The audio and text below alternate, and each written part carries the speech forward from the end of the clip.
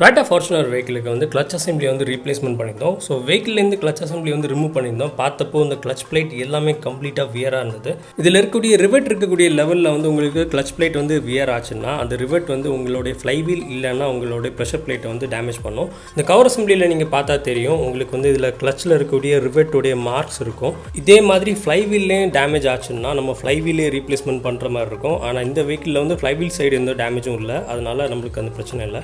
And இந்த vehicle வந்து பார்த்திங்கன்னா புது கிளச் அசம்பிளி ஃபிக்ஸ் பண்ணியாச்சு. அதுக்கப்புறம் இதில் வந்து ரிலீஸ் பேரிங் எல்லாத்தையும் நம்ம வந்து ஃபிக்ஸ் பண்ணிட்டோம்.